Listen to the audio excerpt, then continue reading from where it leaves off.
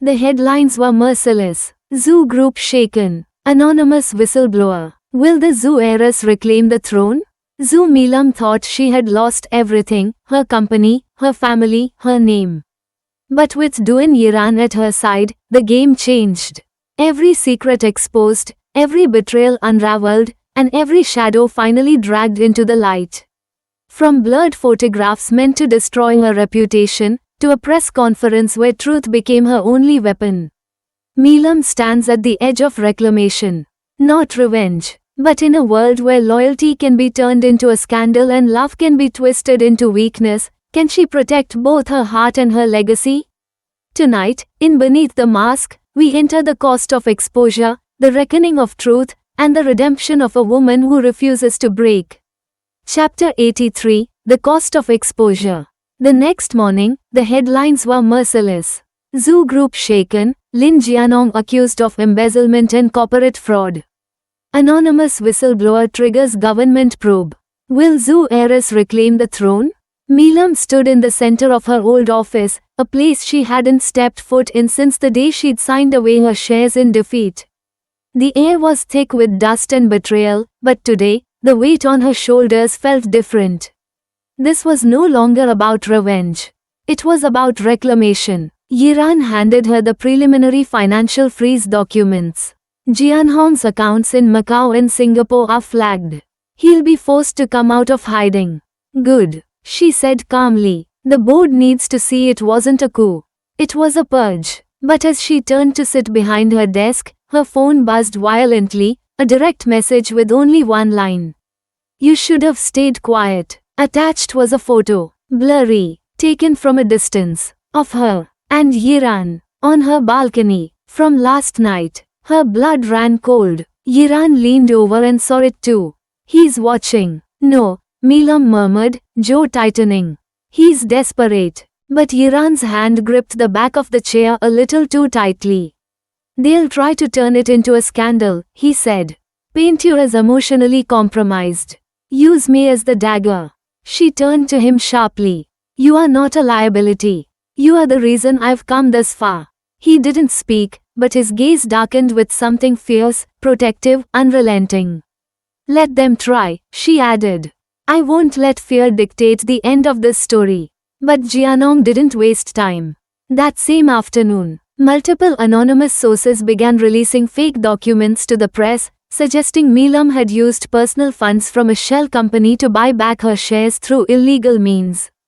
Journalists swarmed. Social media exploded. The redemption arc they'd started to root for suddenly cracked. Damage control won't be enough, said Yiran, pacing in her apartment that evening.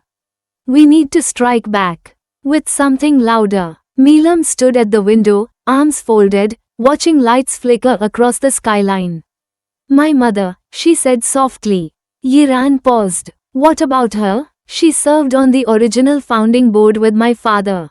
She still has archival access, documents, proofs, and original merger terms. It's all in the old family vault. Realization dawned in his eyes. You are saying we take it all public? All of it? She nodded. The truth isn't just about Jianong. It's about what the zoo name stood for before he corrupted it.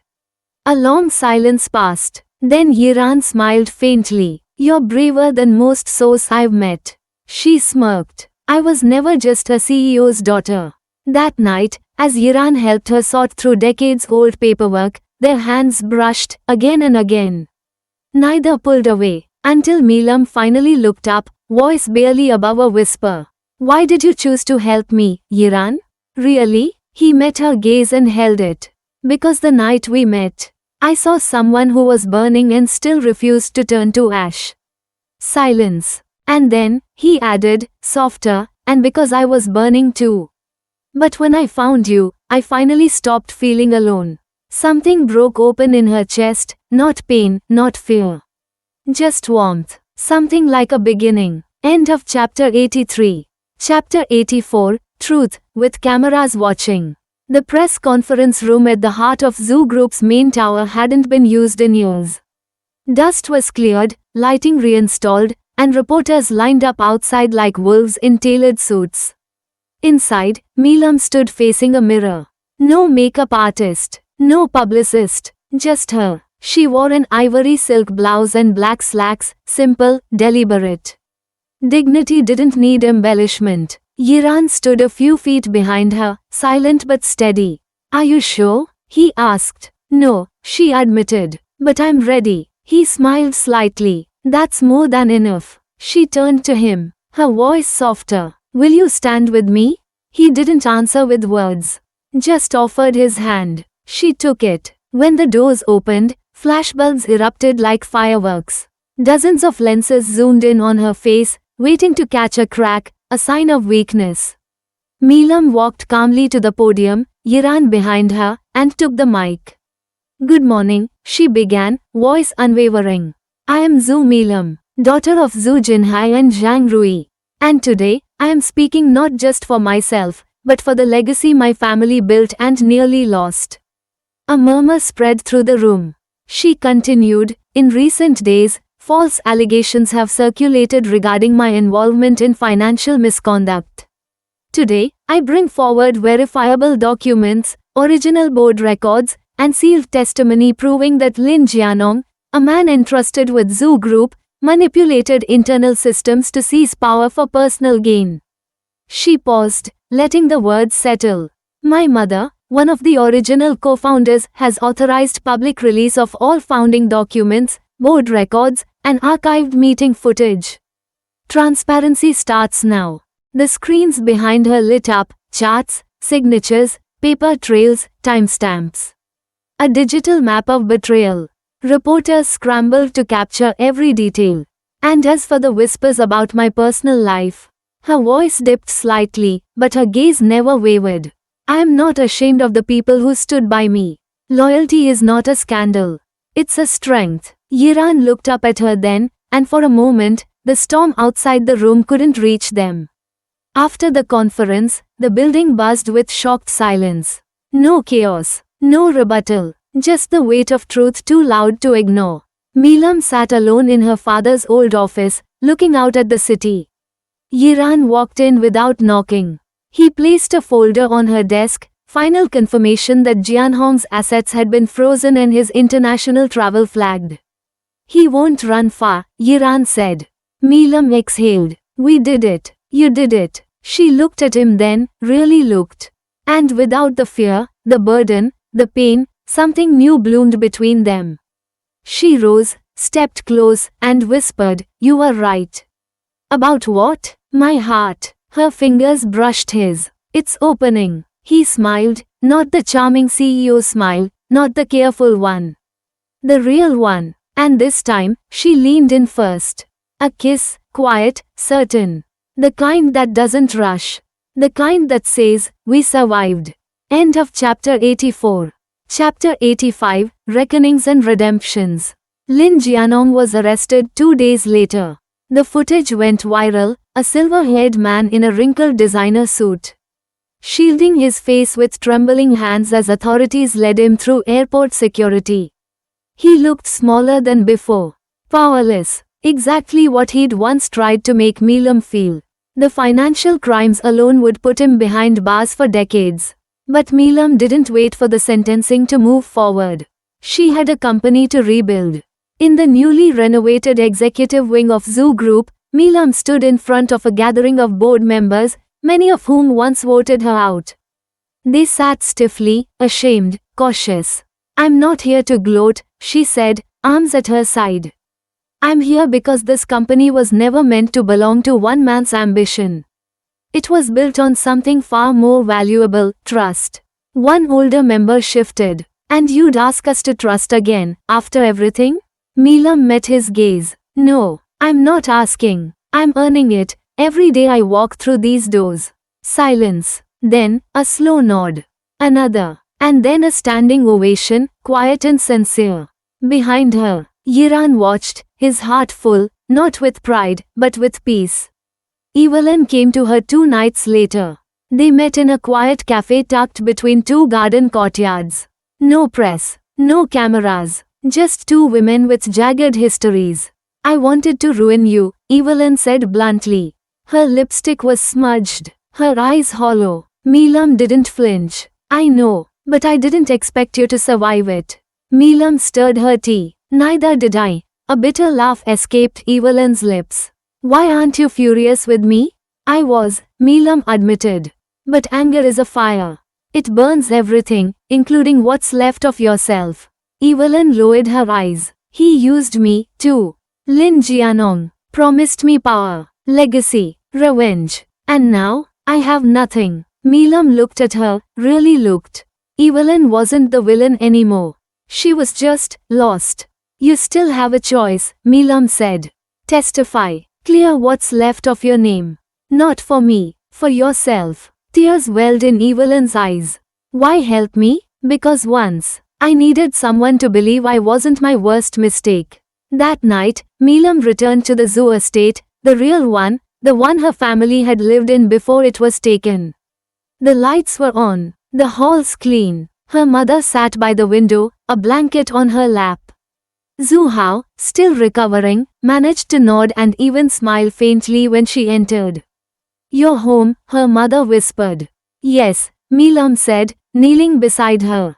And we're going to be okay now. Your father, her mother's voice broke. He would have been proud. Milam closed her eyes and let the tears come, not from pain, but from release.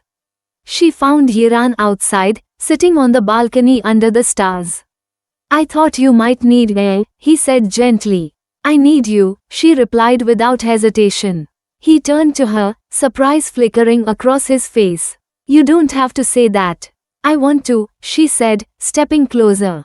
You stood beside me when I had nothing. When I doubted everything. He reached out, brushing her hair behind her ear. You never had nothing, Milam. You just needed to remember who you were. She laughed softly, resting her forehead against his. And you reminded me. Their lips met again, not with urgency, but with certainty. This time, no ghosts lingered. No past hung heavy, just them. End of chapter 85. Chapter 86, Epilogue, A Sky Without Shadows. The spring air was gentle, carrying the scent of blooming osmanthus trees. Zoo Estate's garden, once silent and forgotten, was alive again, trimmed hedges, colorful blossoms, the soft hum of bees. Milam walked down the stone path, fingers brushing the petals of the peonies. Every step felt like a memory returning, each corner of the garden echoing with the laughter her family had lost for too long.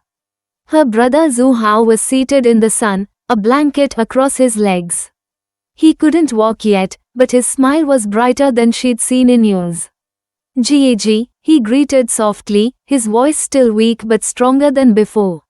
She knelt beside him. You are outside today. That's a victory. He chuckled faintly. Only because Yiran threatened to carry me out if I didn't try.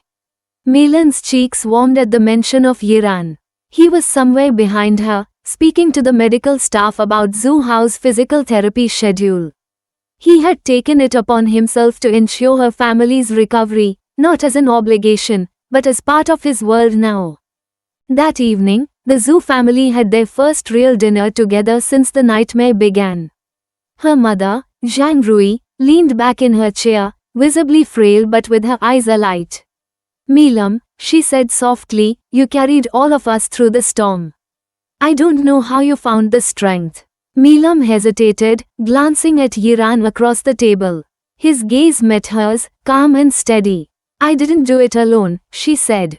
And maybe, I finally stopped running from myself. Zhang Rui reached across, clasping her daughter's hand. Your father would be proud. And so am I. The words loosened a knot in Milan's chest that had been there since the hospital days, the endless fear, the guilt, the anger. It felt as if a final door had opened in her heart. A few months later, Zhu Group stood taller than ever. Not just in profits, but in reputation. The media no longer whispered fallen heiress or divorced scandal. Instead, they spoke of resilience and reform. One particular article trended for weeks. The Zhu heiress who rebuilt a legacy, Zhu Milan's journey from betrayal to boardroom triumph. Yiran read it aloud on their balcony one night, his arm around her as the city lights twinkled below. You know, he said with a teasing smile, they make you sound untouchable now. The Ice Queen who outsmarted them all. Meelam laughed quietly, resting her head on his shoulder. If only they knew I cried in the storage room that first week back. You cried, he said, tilting his head, but you never broke. The sweetest days came slowly, not with fireworks but with gentle certainty. Mornings with shared coffee and sunlight. Evenings walking the garden path while Zhu Hao practiced with a cane. Family meals where laughter outnumbered sighs. And for Meelam and Yiran, love bloomed the way spring overtakes winter. Softly, inevitably, he was the first to fall, and she the last to trust again. But when she finally let him in completely, there was no hesitation. One quiet night, as fireflies lit the edges of the garden, Yiran knelt on the stone path. No grand ring presentation, no audience, just them. Zhu Meelam, he said, voice low and warm, I've loved you from the moment I saw your strength shine through your pain. I don't want to stand beside you as a shield anymore. I want to stand with you, as family. As your partner, always. Her breath caught, not from surprise, but from the overwhelming calm that washed over her. She nodded, tears blurring her vision. Yes, always. He rose, and they embraced under the quiet night sky. For the first time, her world had no shadows. Years later, the Zhu Group flourished. Lin Jianhong's name became a cautionary tale in business schools. Evelyn testified, left the city, and sent a letter years later, a thank you for the second chance. Zhu Hao walked independently, smiling in family photos. Zhang Rui spent her afternoons in the garden, finally at peace. And Zhu Meelam, once the shattered bride, the woman the world tried to break, now walked hand in hand with Yiran. Head high, heart full. At the opening of a new Zhu Yiran Foundation for Orphans and Young Entrepreneurs, reporters once again asked her for a quote. She smiled for the cameras and said simply, there is life after betrayal. There is love after loss. And happiness comes when you stop fearing the next storm and start planting for the next spring. The end cherry blossom. They tried to bury her in scandal. They tried to brand her as fragile, compromised, finished. But Zhu Meelam rose higher than the empire that once rejected her. Lin Jianong, disgraced. Evelyn, broken, yet given a second chance. And Meelam, no longer the shattered bride, but the woman who rebuilt a dynasty, and found love that survived the storm. Stay with us, here on the Velvet Story. Because every ending is just the beginning of another mask waiting to be lifted.